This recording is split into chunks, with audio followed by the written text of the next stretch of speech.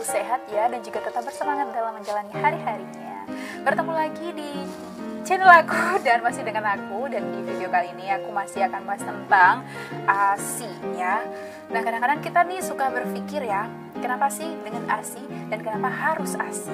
Sebelum kalian menonton video ini hingga habis, jangan lupa like, komen, dan juga subscribe serta share ke teman-teman kalian.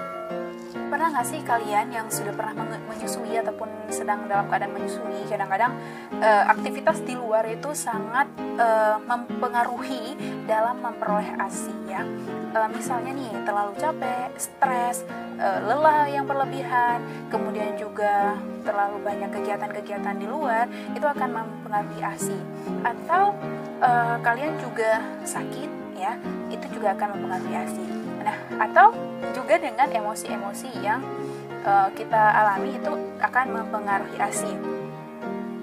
Nah, di video kali ini aku akan bahas tentang kenapa sih kalau bad mood itu akan mempengaruhi ASI, banyak atau tidaknya saat keluar ketika pumping atau diminum oleh si bayi kita ya. Kita akan bahas tentang itu. Ternyata nih teman-teman semuanya, perasaan ataupun mood atau pengaruh emosi kita ya sebagai seorang ibu ini akan mempengaruhi hasil produksi ASI loh. Nah, gimana sih? Karena di dalam tubuh kita terdapat hormon yang sangat mempengaruhi keluarnya ASI, keluar ataupun tidaknya ASI ya.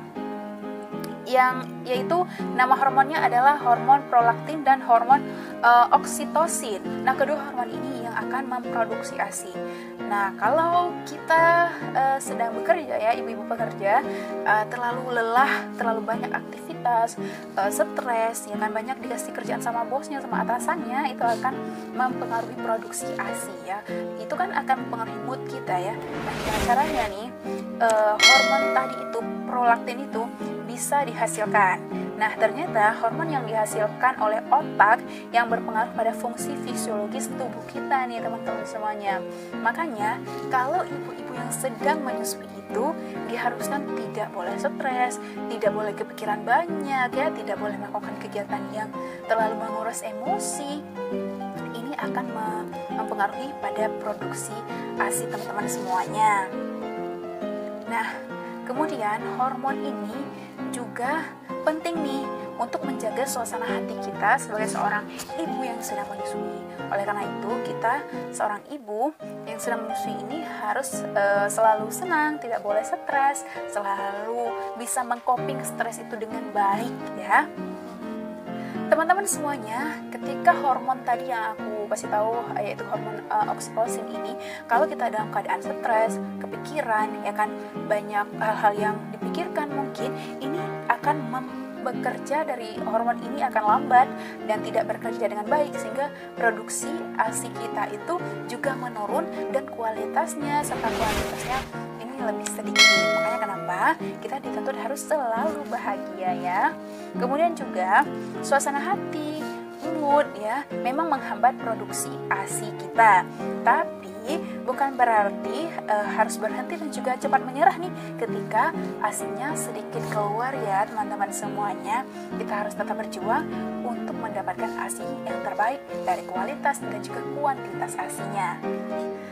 Nah, teman-teman semuanya atau ibu-ibu di luar sana, apa sih yang harus kita lakukan ketika kita dalam keadaan bad mood ya, atau ASI kita sedikit keluar ya, kualitas dan kualitasnya minim gitu. Yang harus kita lakukan adalah kita harus relax ya kan, banyak melakukan kegiatan yang membuat kita tenang seperti melihat bayi kita, melihat foto-fotonya ya kan, dan juga melihat gambar-gambar yang menarik yang bisa membuat mata kita itu jernih kembali, membuat pikiran kita itu bisa bekerja dengan lebih tenang. Maka dari itu hormon tadi itu bisa menghasilkan ASI yang lebih banyak lagi, serta didukung oleh emosi dan juga hati dan pikiran yang lebih tenang ya teman-teman semua. Yang harus kita lakukan adalah membuat hati dan pikiran kita menjadi tenang, selain dengan melihat foto-foto si kecil, bermain dengan si kecil ya, ataupun makan makanan yang memberikan nutrisi ataupun ASI kita lancar seperti di video aku sebelumnya. Sedangkan juga harus didukung oleh lingkungan, yaitu suami dan orang-orang terdekat yang memberikan kebahagiaan untuk kita, ya. Jadi hormon itu akan memproduksi ASI dengan lebih banyak lagi. Nah, itu tadi informasi mengenai bad mood ataupun emosi kita itu sangat mempengaruhi dalam produksi ASI.